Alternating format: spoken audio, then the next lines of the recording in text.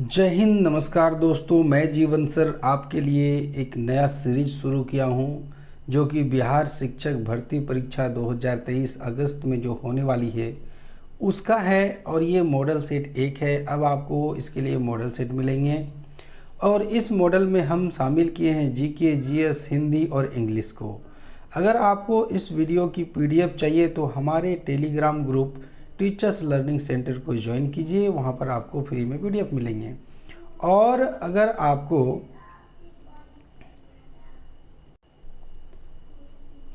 आपको खोजने में दिक्कत होती है तो मैं आपके लिए डिस्क्रिप्शन में लिंक डाल दिया हूँ, वहाँ से आप देख लें। हमारे पुराने वीडियो के भी लिंक वहाँ पर दिए हुए, वो भी देख लें। हमारा एक व्हाट्सएप ग्रुप है, अगर कोई टेलीग्राम नहीं चलाते हैं तो उसे भी ज्वाइन कर सकते हैं।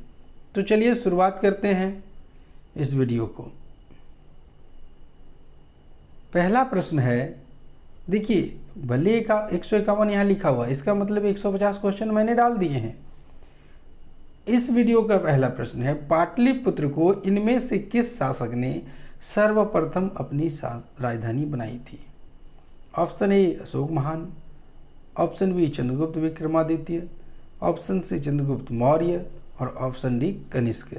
तो इसका सही जवाब है चंद्रगुप्त मौर्य ने सबसे पहले पटना को अपनी राजधानी बनाई थी। और पटना का पहले नाम क्या था? तो पाटलिपुत्र था। अजातशत्रु के उत्तराधिकारी उदयिन ने राजधानी को राजगिरी से पटना स्थानांतरित किया था, लेकिन मौर्य शासक में किसने किया? तो चंद्रगुप्त मौर्य ने। अब चंद्रगुप्त मौर्य के बारे में थोड़ी जानकारी ले लीजिए। इनका जन्म 340 ईस्वी पूर्व पाटलिपुत्र बिहार में हुआ था। इनके गुरु थे चाणक्य, जिसको कौटिल्य भी कहा जाता है। इससे पहले राजा थे धनानंद, और उसी को हराकर इन्होंने गद्दी हासिल की। राज्याभिषेक इनका हुआ 321 ईसा पूर्व में। इस पर जो कहानी लिखी गई है, यानी इसके बारे में जो जीवनी लिखी है, वो मेगास्थनीज ने इंडिका नामक पुस्तक में लिखी है। इनका निधन 298 ईसा पूर्व में हुआ था। उम्र थी 47 से 48 के करीब। जगह का नाम था जहाँ इनका निधन हुआ, श्रवणबेलगोला, कर्नाटक। इसके बाद कौन आए? तो इनके बाद आए बिंदुसार। उनकी शासन अवधि नहीं, इनकी जो चंद्रगुप्त मौर्य है उनकी शासन अवधि है 321 ईस्वी पूर्व से 297 ईस्वी पूर्व। इन्हें चक्रवर्ती सम्राट की उपाधि भी दी गई। चक्रवर्ती सम्राट कौन होते हैं? जो पूरे साम्राज्य पर शासन करे उसे चक्रवर्ती सम्राट कहा जाता है।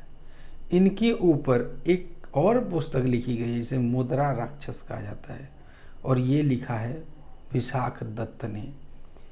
इनके पिता का नाम सूर्यगुप्त स्वार्थ सिद्धि था, पत्नी दुर्धरा और हेलेना, माता का नाम मुरा। आज हम फोकस किए हैं इस वीडियो में मौर्य वंश पर, और भी कई जानकारियां आपको मिलने वाली आगे। दूसरा प्रश्न है, मौर्य काल में शिक्षा का सर्वाधिक प्रसिद्ध केंद्र था? वैशाली, उज्जैन, तक्षशिला और नालंदा है। तो इसका सही जवाब है तक्षशिला। अब दोस्तों आप याद रखें कि तक्षशिला कहाँ पर है? तो तक्षशिला है पाकिस्तान में, अभी के पाकिस्तान में। उसमें तो मौर्य वंश था। अब एक बात और कि इसी के समकालीन एक और था विक्रमशिला विश्वविद्यालय, जो कि भागलपुर बिहार में है, तो उसे भी जरूर जानें। मौर्य काल में शिक्षा का सर्वाधिक प्रसिद्ध केंद्र तक्षशिला था। यहाँ विश्व भर से लोग पढ़ने आते थे। यह वर्तमान इस्लामाबाद यानी पाकिस्तान की राजधानी से कुछ ही दूर पश्चिम में है। यहाँ पर मौर्य ने, कौन मौर्य ने? चंद्रगुप्त मौर्य ने सैनिक शिक्षा प्राप्त की थी यहीं से। तीसरा प्रश्न है, कौटिल्य का अर्थशास्त्र कितने अधिकरणों में विभाजित है? देखिए ये कौटिल्य है, इसको चाणक्य भी कहा जाता है, विष्णुगुप्त कहा जाता है। याद रखिएगा, ये अर्थशास्त्र के रचयिता हैं। तो कौटिल्य के अर्थशास्त्र में 14 अधिकरण है। अब यहाँ पर ऑप्शन आप देखिए 15 नहीं है, तो हम उसके करीब को देखेंगे, ज़्यादा तो हो नहीं सकता है। तो अब देखिए 16 तो ज़्यादा हो जाएगा, ज़्यादा उन्होंने लिखी नहीं है। 15 में से आप 14 बोल सकते हैं, लेकिन 15 में 16 नहीं बोल सकते। कम हो सकता है, किसी किताब में अगर 15 पाठ है तो उसमें 14 पाठ हो सकते हैं, लेकिन किसी किताब में 15 पाठ है तो 16 नहीं हो सकता है। तो ऑप्शन के हिसाब से अधिकरण 15 होने चाहिए, लेकिन है नहीं, 14 ही है, तो हम उसी को लेकर के चलेंगे। तो इनके जो अर्थशास्त्र हैं उनमें 15 अधिकरण, 150 अध्याय, 180 उपविभाग तथा 6000 श्लोक हैं। अब यहाँ पर एक कितना सुंदर कोटेशन है, आप ये देख लीजिए। सक्सेस क्या है? Success is not permanent and failure is not final. सफलता अंतिम नहीं होती है, रुकने वाली नहीं है, और फेल्योर भी फाइनल नहीं होता है। अगर आप सफल होने के बाद भी मेहनत छोड़ देते हैं तो आप फिर गिर जाएंगे, और अगर आप गिर करके बार बार प्रयास कर रहे हैं तो ज़रूर फाइनल तक पहुंचेंगे। Never stop working after success and never trying after failure. देखिए उसी को मैंने यहाँ बताया कि कभी भी आप सफल हो जाने के बाद रुकिए नहीं, काम करते रहिए, और कभी कभी हारने के बाद भी आप रुकिए नहीं, उस पर भी ट्राई करते रहिए। बिहार में अकाल के जांच हेतु राजस्व कर्मियों को फिर से देखता हूं। बिहार में अकाल के जांच हेतु राजस्व कमियों, राजस्व में जो कमी लगी तो उसका पता लगाने के लिए तथा नया बंदोबस्त के लिए कंपनी ने किसे बिहार भेजा? थॉमस रम्बोल्ड, जेम्स अलेक्जेंडर, सन जोरसोर, सन विंस्टॉट। तो इसका सही जवाब है सर जॉन सोर। 155 नंबर का सवाल है, जिसके ग्रंथ में चंद्रगुप्त मौर्य का विशिष्ट रूप से वर्णन किया हुआ है वह है? Option A Bhasa, option B अश्वघोष, option C Vishakhadatta, option D Shudraka. तो इसका सही जवाब है विशाखदत्त। हमने पिछली बार चर्चा की, अभी थोड़ी देर पहले। विशाखदत्त ने कौन सी पुस्तक लिखी है? मुद्रा राक्षस। विशाखदत्त कृत मुद्रा राक्षस से चंद्रगुप्त मौर्य के विषय में विस्तृत सूचना प्राप्त होती है। इस ग्रंथ में चंद्रगुप्त मौर्य को नंदराज का पुत्र माना गया है। मुद्रा राक्षस में चंद्रगुप्त को वृषल तथा कुलहीन भी कहा गया है। 18वीं शताब्दी में धुंडीराज ने मुद्रा राक्षस पर ने टीका लिखी है। मुद्रा राक्षस के अतिरिक्त विशाखदत्त के नाम से 2 अन्य रचनाओं का उल्लेख प्राप्त होता है। वह है पहला देवी चंद्रगुप्तम तथा अभिसारिका वंचित या अभिसारिका बंधितक। मगध में मौर्य वंश के शासन की स्थापना किसने की थी? सम्राट अशोक ने, बिंदुसार ने, चंद्रगुप्त मौर्य ने, या इनमें से कोई नहीं। आप जरा इस मैप को देखिए कि मौर्य सम्राट कहाँ से कहाँ तक फैला हुआ था। इसमें अफगानिस्तान से लेकर के बांग्लादेश के कुछ हिस्से तक फैला हुआ आप पाएंगे। ये बहुत बड़ा साम्राज्य था मौर्य वंश। मौर्य वंश की स्थापना चंद्रगुप्त मौर्य ने की थी और उसके मंत्री चाणक्य को दिया जाता, क्योंकि सहायता तो उन्होंने ही किया था। यह साम्राज्य पूर्व में मगध राज्य में गंगा के मैदानों से शुरू हुआ था और फैला हुआ कहाँ तक था? अफगानिस्तान तक। निम्नलिखित में से मगध का कौन सा राजा सिकंदर महान का समकालीन था? यानी सिकंदर जो जिस समय के थे उसी समय के कौन राजा थे? Option A Mahapadmananda, option B Chandragupta Maurya, option C Sukalpa, option D Dhanananda. तो उस समय के समकालीन थे महापद्मनंद नहीं, धनानंद थे। देखिए धनानंद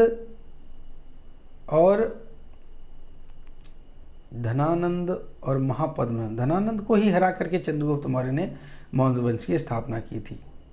तो ये अब यहाँ कहा जाता है कि ऐसे कहावत है, कितना सही है नहीं, धनानंद के पास वो वाला कोहिनूर हीरा था और ये कहा जाता है जिसके पास ही कोहिनूर हीरा जाता है उसकी मतलब बुरी दशा शुरू हो जाती है, उसे अशुभ माना जाता है।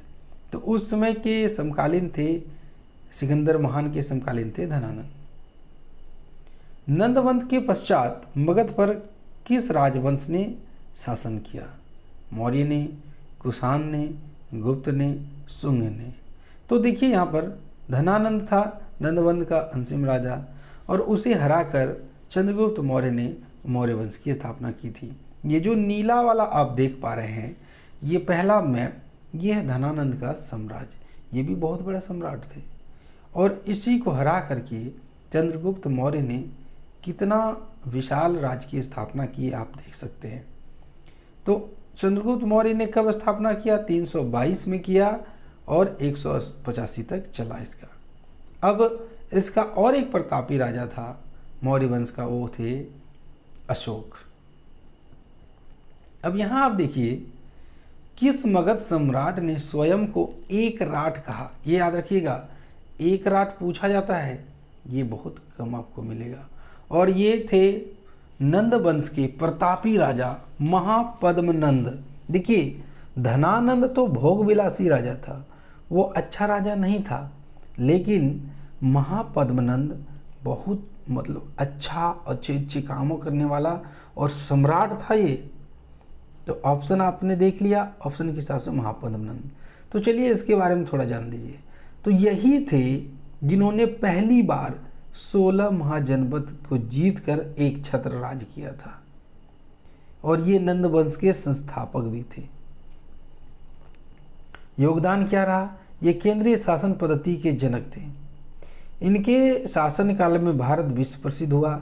सर्वप्रथम जीटी रोड का निर्माण इन्होंने ही करवाया, जिसे नंदपथ कहा गया। बाद में शेरशाह सूरी ने वही नंदपथ का नाम जीटी रोड कहा।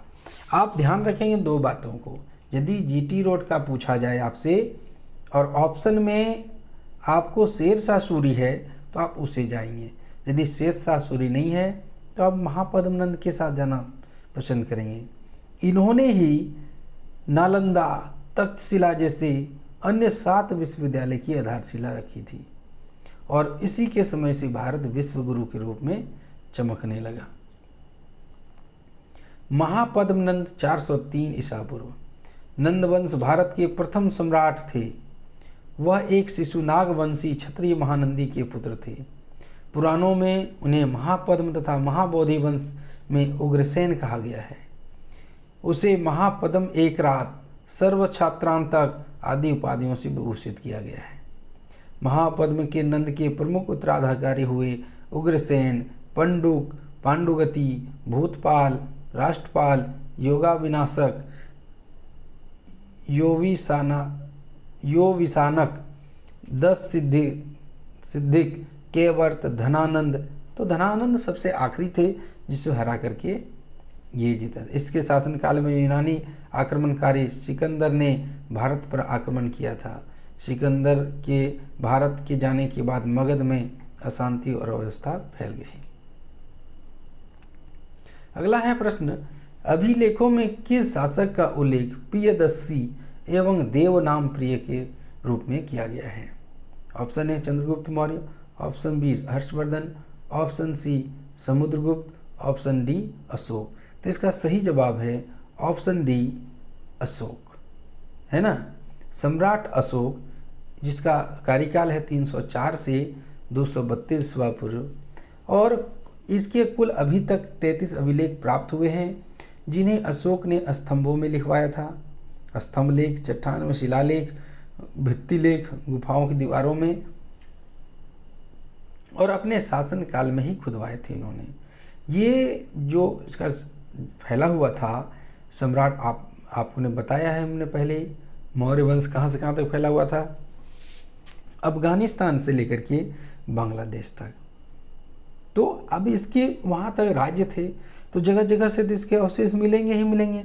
इसके प्रमाण मिले हैं बांग्लादेश, अफगानिस्तान, भारत, नेपाल, पाकिस्तान में जगह जगह मिला है। क्योंकि ये बौद्ध धर्म को मानते थे, इन्होंने अंत में बौद्ध धर्म को स्वीकार कर लिया था, इसलिए बौद्ध के भी इन्होंने बहुत सारे, देखिए जैसे बौद्ध स्तूप हुआ, बौद्ध विहार हुआ, उनकी स्थापना करवाई, और जब कोई राजा किसी चीज़ की स्थापना करवाता तो अपना भी वहाँ परिचय दिया जाता है। कैसे जानेगा? अभी देखिए कल उद्घाटन हुआ आपका नया संसद का, तो मोदी जी का नाम अमर हो गया ना, क्योंकि उसने किया। तो उसी प्रकार सब राजा अपना अपना कुछ ना कुछ वहाँ पर प्रमाण छोड़ते हैं, और ये एक पहले राजा थे जिन्होंने इतना प्रमाण छोड़ा है। तो इन शिलालेखों से पता चलता है कि ये अपने आप को प्रियदर्शी कहलावाते थे, और इसी को संस्कृत में क्या कहते हैं? प्रियदर्शी। संस्कृत में, प्राकृत में, पाली प्राकृत। इनकी देखिए एक और सवाल आपसे पूछा जा सकता है, जो इनकी भाषा थी ये ब्राह्मी लिपि में थी, याद रखिएगा। ब्राह्मी ना मिले तो प्राकृत भी चलेगा, प्राकृत ना मिले तो पाली। अगर तीनों रहे तब आप किसे चुनेंगे? ब्राह्मी भी है, पाली भी है और प्राकृत है, तो आप प्राकृत के साथ चुनिएगा, याद रखिएगा। इसमें देव नाम प्रिय यानी देवों को प्रिय की उपाधि से भी उल्लेखित किया गया, जिससे इनको बुलाते थे। अगला प्रश्न है, गुप्त वंश के शासक यानी किस शासक को नेपोलियन कहा? ये तो कितना बार पूछा जा चुका है ये जो सवाल है। नेपोलियन किसको कहा जाता था? नेपोलियन स्कंदगुप्त को कहते थे। किसको कहते थे? स्कंदगुप्त को कहते हैं। और एक बात और याद रख लीजिए, कान खोल करके याद रख लीजिए, भारतीय इतिहास में गुप्त काल को स्वर्ण युग माना गया है। मैं लिख देता हूँ, भारतीय इतिहास में गुप्त काल को स्वर्ण युग माना गया है, स्वर्ण युग। अब क्यों माना गया है? इतने अच्छे अच्छे काम हुए हैं, जैसे सड़क किनारे पेड़ लगाने का प्रचलन, यात्रियों के लिए यात्री गृह का प्रबंध, लोगों को ठहरने का प्रबंध, तालाब, कुएं, ये सभी देन किसकी है? ये गुप्त काल की देन है। और इसका जो समुद्रगुप्त है वो भयंकर प्रतापी राजा था। इन्होंने सोने के सिक्के चलवाए थे, इसलिए गुप्त वंश को स्वर्ण युग भी माना जाता है। तो सही उत्तर है समुद्रगुप्त। समुद्रगुप्त को भारत का नेपोलियन कहा जाता है। यह उपाधि उन्हें इतिहासकार A.V. स्मिथ द्वारा दी गई है, क्योंकि वह एक वीर योद्धा, साहसी, पराक्रमी तथा निर्भीक शासक थे। समुद्रगुप्त वंश के दूसरे शासक थे, जिन्होंने पिताजी चंद्रगुप्त प्रथम थे और माताजी का नाम था इनका कुमार देवी। इन्होंने अश्वमेध यज्ञ किया था और वे एक अच्छे कवि और संगीतकार थे। अब समझ लीजिए अश्वमेध यज्ञ क्या होता है। तो यज्ञ करने के बाद घोड़े को छोड़ा जाता है, और यदि जिस राज्य में गुजरा और वहाँ नहीं पकड़ा गया उसे, तो उस राज्य को जीता हुआ घोषित कर दिया जाता है, और अगर किसी ने उसे पकड़ लिया तो उससे युद्ध किया जाता है, और युद्ध में अगर जीत गया तो वह राज्य उसे मिल जाएगा। उन्होंने उत्तरी राज्यों पर विजय प्राप्त की थी और साथ में दक्षिणी राजाओं को भी अपनी संप्रभुता स्वीकार करने के लिए मजबूर किया था। समुद्रगुप्त के दरबारी कवि हरिसेन थे। अगला सवाल है, निम्नलिखित में से गुप्त वंश के किस शासक को विक्रमादित्य भी कहा जाता है? आपको कभी कभी मिलेगा चंद्रगुप्त, विक्रमादित्य। तो चंद्रगुप्त प्रथम भी थे और चंद्रगुप्त द्वितीय भी थे और हर्षवर्धन भी थे। इस समय 3 शासक थे, तो आपको बताना है। देखिए, पहला था चंद्रगुप्त प्रथम, फिर आए सब हर्षवर्धन, और फिर दूसरा आया चंद्रगुप्त द्वितीय। तो आपको यहाँ 4 ऑप्शन में से सही जवाब चुनना है। तो चंद्रगुप्त विक्रमादित्य को चंद्रगुप्त द्वितीय भी कहा जाता था। अगला प्रश्न है, मौर्य वंश के पश्चात किस वंश का स्थापना हुआ? अब देख लीजिए, नंद वंश के बाद मौर्य वंश हुआ, लेकिन मौर्य वंश के बाद किसका हुआ? शक वंश, शुंग, सातवाहन या कुषाण? तो इसका सही जवाब है शुंग वंश। चंद्रगुप्त विक्रमादित्य राज्यकाल, देखिए यहाँ पर बीच में क्वेश्चन घुस गया, कोई बात नहीं। ये देखिए चंद्रगुप्त विक्रमादित्य का डिटेल है, ये 375 ईस्वी से 414 तक शासन किया था इन्होंने। ये महान राजा थे। किस वंश की? गुप्त वंश की। शक्तिशाली भी थे, और इसके शासनकाल में राजवंश चरम उत्कर्ष पर था, यानी पूरा अच्छा चल रहा था। उनके राजकाल में गुप्त वंश चरम उत्कर्ष पर था और इसे भारत का स्वर्णिम युग भी कहा जाता है। हमने पहले ही आपको बता दिया था। चंद्रगुप्त द्वितीय समुद्रगुप्त के पुत्र थे। अगला है मौर्य वंश के पश्चात किस वंश का, ये जो बीच में घुसा था ना, उसी का ये जवाब है। तो उसके बाद शुंग वंश का स्थापना हुआ था। आपको पुराणों या किताबों जो ग्रंथ है उसमें मिलता है कि शुंग वंश के शासक थे वो ब्राह्मण कुल के थे। अब ये कहाँ तक सही है या वास्तव में था, ये तो हमारा मुद्दा नहीं है, हमें अपनी तैयारी पे करनी है। पुष्यमित्र शुंग द्वारा स्थापित शुंग वंश 185 ईस्वी से 73 ईस्वी पूर्व तक मगध पर शासन किया था। इसमें 3 महत्वपूर्ण शासकों के नाम थे, पुष्यमित्र शुंग, अग्निमित्र और देवहूति। महाभाष्य में पतंजलि और पाणिनि के अष्टाध्यायी के अनुसार पुष्यमित्र शुंग भारद्वाज गोत्र के ब्राह्मण थे। अगला प्रश्न है, अशोक के ब्राह्मी अभिलेखों को सर्वप्रथम किसने पढ़ा था? ये वेरी वेरी इंपॉर्टेंट है। वीएन मिश्रा ने, जेम्स प्रिंसेप ने, एच.डी. साइकोलिया ने, या इनमें से कोई नहीं? इसका सही जवाब है जेम्स प्रिंसेप ने। अभी तक अशोक के 40 अभिलेख प्राप्त हुए हैं। पिछला आपने देखा तो उसमें 33 तक का था, लेकिन अब कितना हो चुका है? 40 हुआ है। शुरू में 33 मिला, बाद में 40 हो गया। और 1937 ईस्वी में जेम्स प्रिंसेप नामक विद्वान ने, ये देखिए विदेशी थे, इन्होंने ही सर्वप्रथम इसको पढ़ने में सफलता हासिल की। क्यों? क्योंकि ये प्राकृत लिपि में लिखा हुआ था।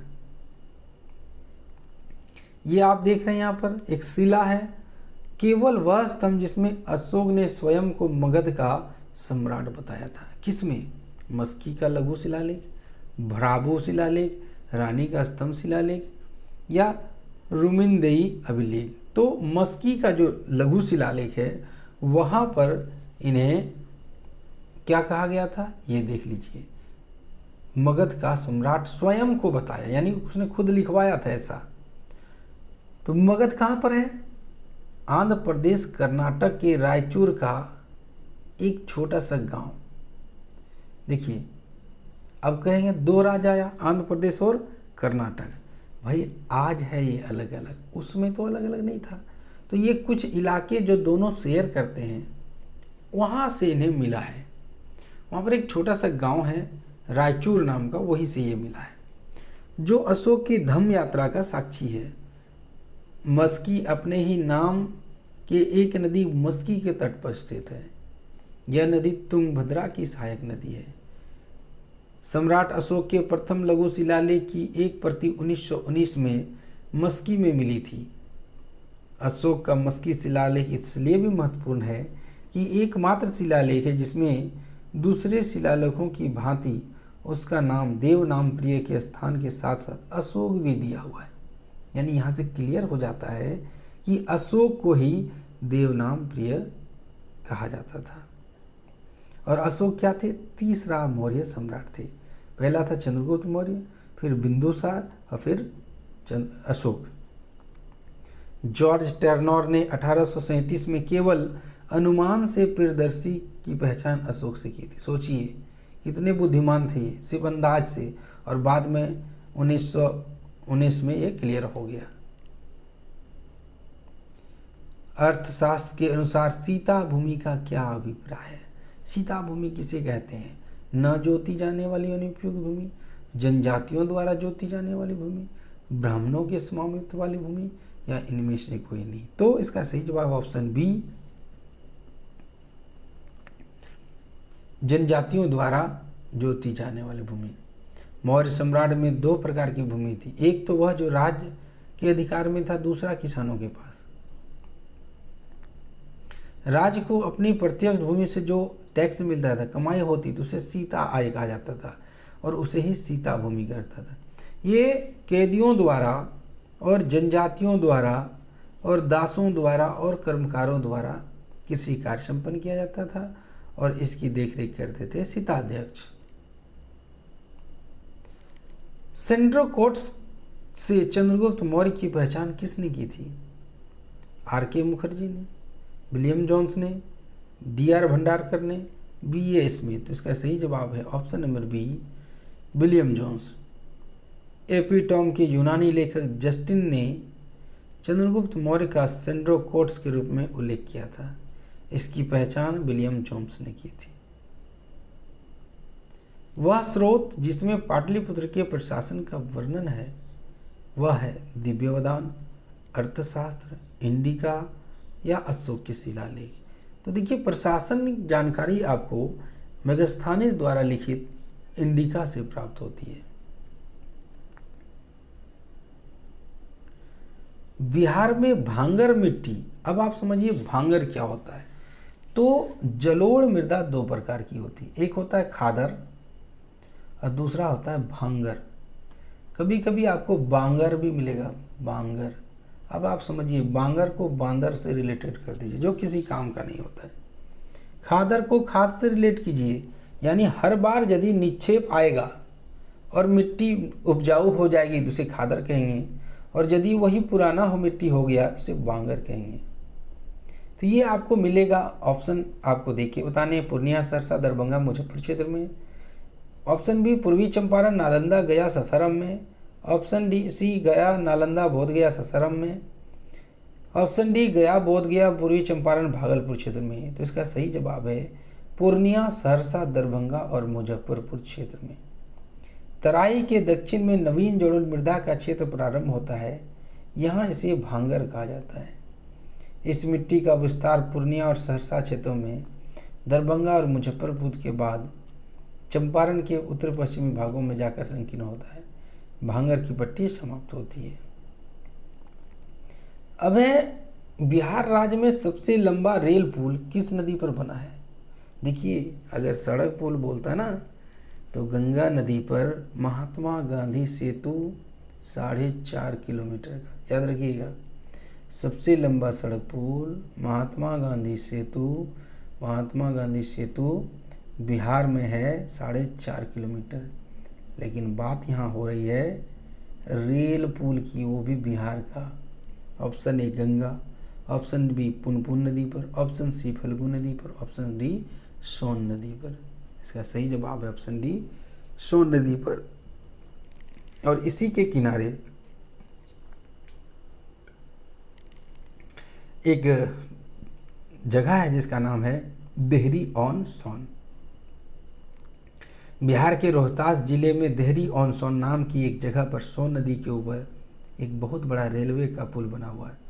इसे नाम दिया गया जवाहर पुल और इसकी लंबाई 3 किलोमीटर है। और पुल राज्य के सबसे लंबे रेलवे ब्रिज शुमार है, यानी यही सबसे बड़ा रेलवे ब्रिज है बिहार का। ये आपने 20 क्वेश्चन इंपॉर्टेंट वाले देखे जीके जीएस के, जो कि बिहार के लिए जरूरी था। अब आप देखेंगे इसी क्रम में हिंदी के 5 क्वेश्चन, साइंस के 5 क्वेश्चन और मैथ इंग्लिश के 5 क्वेश्चन। और लेवल आपको बीपीएससी के लेवल का मिलेगा, ऐसा नहीं कि मतलब आय का उल्टा भी है, ऐसा वाला नहीं। ये देखिए सरपंच शब्द में किस उपसर्ग का प्रयोग हुआ है, देख लीजिए आप यहाँ पर देख पा रहे हैं सरपंच। अच्छा एक बात और बता दें, बिहार में 2 तरह का चलता है स्थानीय निकाय, एक मुखिया चलता है, जबकि आप झारखंड में पाएंगे तो सिर्फ मुखिया होता है। मुखिया और सरपंच होता है। सरपंच, ये जो मुखिया होता है ये विकास के कार्यों को देखता है, जबकि सरपंच जमीन से जुड़े मामलों को देखता है, राजस्व के मामलों को। तो आप यहाँ बताएं सरपंच, तो जब भी आप उपसर्ग प्रत्यय करें तो आप तोड़ें उसको, सर जोड़ पंच, है ना। सर मतलब सिर, ऊपर वाला भाग, यानी पंचों में जो मुखिया होगा वो सरपंच कहलाएगा, क्योंकि शरीर का मुखिया मस्तिष्क होता है। उसी प्रकार 5 पंचों का मुखिया जो होगा वो सरपंच कहलाएगा। तो जब आपने तोड़ा तो आपको क्या मिला, सर। अगला देखिए, मुखड़ा चांद का टुकड़ा में कौन सा अलंकार प्रयुक्त हुआ है। आप इस छवि को देख लीजिए, चांद का टुकड़ा ही है। उपमा अलंकार, उत्प्रेक्षा अलंकार, अनुप्रास अलंकार या रूपक अलंकार। जब हम बात करेंगे कि किसी ऐसे वाक्य जिसमें तुलना उसके चेहरे से की गई हो, चांद का टुकड़ा क्या कहा सकता है, चेहरा इतना खूबसूरत है कि उसका मुखड़ा चांद का टुकड़ा है, यानी रूपक है ये, यही उसके गुण का करता तो उपमा अलंकार होता है। जैसे तुम बंदर की तरह हंसते हो, तो बंदर के गुण से तुम्हारी तुलना की गई, तो यहाँ पर होता है उपमा अलंकार। अनुप्रास में क्या होता है, बार बार कोई शब्द या वर्ण रिपीट कर रहा हो। कर्कश का उल्टा शब्द है सुशील, मिठास, गुणवान या आकर्षित। सोचिए, इसका सही जवाब है सुशील। क्या जवाब है, सुशील है। यानी यदि कोई कर्कश बोलता है, उसकी वाणी, उसका विचार बहुत गंदा है। मैं थोड़ा पानी पी लेता हूं। तो कर्कश क्या होता है, बड़ा खराब बोलने वाला, जो कौवे की तरह बोलता हो। तो यहाँ पर बात किसकी हो रही है, वैसे व्यक्ति जो खराब गुण वाला हो। तो ऐसे व्यक्ति जो अच्छा बोलता हो उसे सुशील कहा जाता है। गुरु के समीप रहने वाला छात्र कहलाता है विद्यार्थी, उपनिषद, अंतेवासी, आदित्य। देखिए, शिक्षक होता तो विद्यार्थी कह सकते थे, लेकिन यहाँ पर कहा जा रहा है गुरु के समीप, वैसे छात्र जो गुरुकुल में रहकर, गुरु के पास रहकर शिक्षा दीक्षा ग्रहण कहते हैं। और ये उस समय की बात है जब हमारे यहाँ गुरुकुल प्रणाली चला करती थी। इसे कहा जाता है अंतेवासी, और अंतेवासी का अर्थ होता है छात्र। तो आप जोड़ लीजिए, गुरु का उल्टा क्या होता है, गुरु छात्र होता है कि नहीं। 5वां प्रश्न है, पृथ्वी का पर्यायवाची शब्द है गिरिजा, अवनी, उपल, नंदनी। सोचिए इसका जवाब। आपको मैंने कहा था कि आपका लेवल होगा बीपीएससी लेवल का, नॉर्मल वाला नहीं होगा। तो इसका सही जवाब है अवनी। अब आपको मिलेंगे 5 प्रश्न साइंस के। पहला प्रश्न है, श्वसन कितने प्रकार के होते हैं। श्वसन कितने प्रकार के होते हैं, 1, 2, 3, 4। तो मैं आपको बता दूं, श्वसन 2 प्रकार के होते हैं। एक होता है वायवीय श्वसन, जो हवा की उपस्थिति में होता है। दूसरा होता है अवायवीय श्वसन, जो हवा की अनुपस्थिति में होता है। यदि कोई किण्वन कर रहा है, शराब बना रहा है, उसने ढक दिया है बर्तन से, तो वहाँ अवायवीय श्वसन हो रहा है। दूसरा सवाल है, मानव शरीर में रक्त का वहन किसके द्वारा होता है। अब आपसे पूछा जाए कि किस प्रकार का रक्त, शुद्ध रक्त या अशुद्ध रक्त, तो इसीलिए मैंने यहाँ पर नहीं लिखा, क्योंकि दोनों समझा देता हूँ। पहले आप सोचिए कि अगर शुद्ध कहता तो आप क्या करते। तो शुद्ध रक्त बहता है धमनी के द्वारा, और यदि आपसे कहता अशुद्ध रक्त का वहन, तो आप कहते हैं शिरा के द्वारा, जिसे वैन कहते हैं, और धमनी को आर्टरी कहते हैं। जो नस रेड कलर की दिखती है उसमें शुद्ध रक्त बह रहा है, वो रक्त को लेकर के जाता है, और जबकि नीले रंग की जो नसें होती है वो अशुद्ध रक्त को लेकर के आता है। इसलिए हमने यहाँ पर ये नहीं लगाया था कि शुद्ध या अशुद्ध, ताकि मैं एक ही क्वेश्चन से आपको 2 बता सकूं।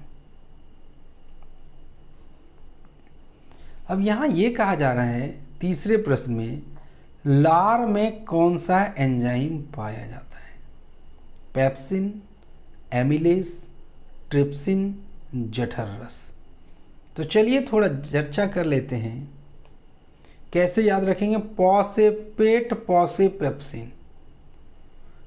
जठर में पेट होता है तो जठर भी हो गया। अब बचा ट्रिप्सिन, तो ट्रिप्सिन छोटी आंत में पाया जाता है, और एमिलेस, जिसको एमाइलेस भी कहते हैं, ये पाया जाता है लार ग्रंथियों में।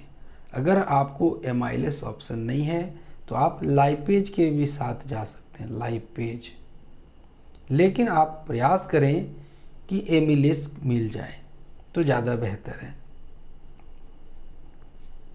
अब आप देखिए 5वां सवाल है कि मानव की अमाशय में कौन कौन सा रस स्रावित होता है।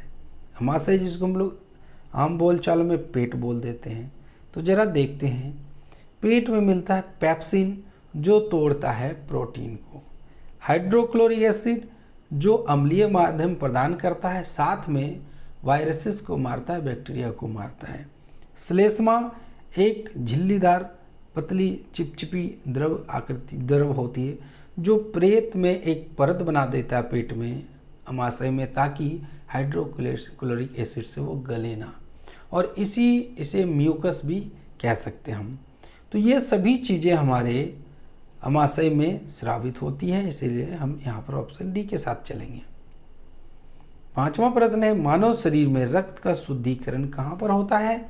और ये प्रश्न आप कई परीक्षाओं में देख चुके होंगे। यकृत, प्लीहा, किडनी, हृदय। इसका सही जवाब है किडनी। यकृत यानी लीवर जो पित्तरस का स्रावन करता है, हृदय जो ब्लड को पंप करता है, प्लीहा, और यही प्लीहा जिसको स्प्लीन कहते हैं, और इसी का कम खराब हो जाने पर यानी फंक्शन सही से नहीं करने पर मनुष्य में शुगर बीमारी हो जाती है, शुगर बीमारी हो जाती है, और लोग समझते हैं ये लीवर का काम है। अब आप देखिए इंग्लिश के 5 प्रश्नों को, तो लेवल भी आप देख लीजिए जरा सा कि मैंने किस तरह के प्रश्न आपसे लाए हैं जहाँ से प्रश्न पूछाते हैं। आपको यहाँ पर आर्टिकल बताने हैं, जरा इस तस्वीर को भी देख लीजिए क्या कह रहा है। आर्टिकल भरने हैं, कौन सा आर्टिकल होगा? आर्टिकल पर हमने वीडियो डाल चुके हैं। That is dash one eyed man. Option आपके हैं ए, एन, द या नो आर्टिकल। तो जरा देखिए, हमने आपको उस वीडियो में कहा था, अब उच्चारण करें वन, व नो वन। अब इस उच्चारण को देखिए कि स्वर वर्ण है कि व्यंजन वर्ण है। तो यहाँ पर आप पाएंगे कि क ख वाला में ये व आता है, ये है व्यंजन वर्ण, और व्यंजन वर्ण के साथ हम ए का यूज करते हैं, स्वर के साथ ए एन का यूज करते हैं। अगर आप ए ई आई ओ का यूज का फॉर्मूला लगाएंगे तो आप फंस जाएंगे, आपको गड़बड़ हो जाएगा। यहाँ पर हमारा आंसर हो गया A, that is a one eyed man. Look this is dash Mount Everest. A an, the या नो आर्टिकल। तो आपको लग रहा होगा कि द माउंट एवरेस्ट होगा, तो आप सरासर गलत कर रहे हैं। पर्वत श्रृंखलाओं के नाम के आगे द लगता है, जबकि चोटियों के आगे द नहीं लगता है। इसमें नो आर्टिकल यानी कोई आर्टिकल नहीं भराएगा। अब यहाँ प्रश्न है आपका वॉइस से कह रहा है कि एक्टिव से आप पैसिव में चेंज कीजिए। I was baking A cake for her children. तो हम शुरुआत करेंगे।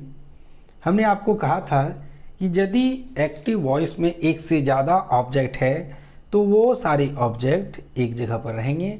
आप शुरुआत कीजिए। तो यहाँ शुरुआत हो, ए केक, वाज है क्योंकि पास्ट टेंस है, तो वाज खोजिए, मिल गया, 2 कटेंगे।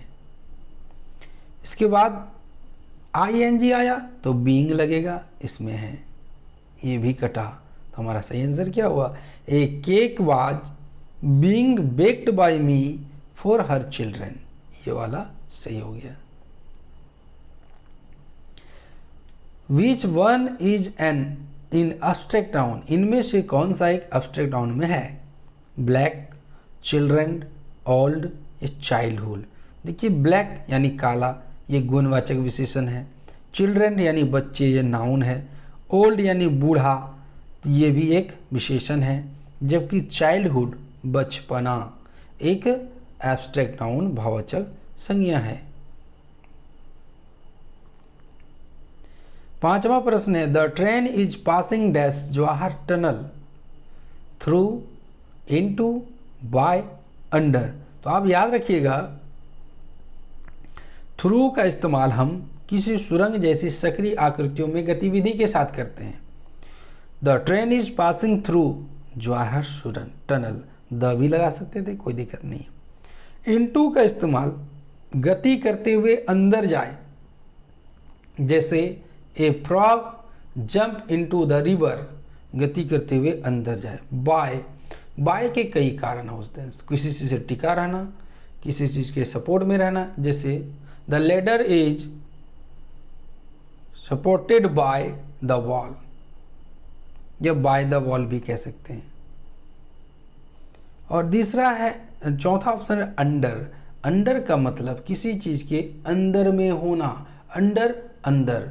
I am standing under the tree, मैं उस खास पेड़ के नीचे खड़ा हो रहा हूँ।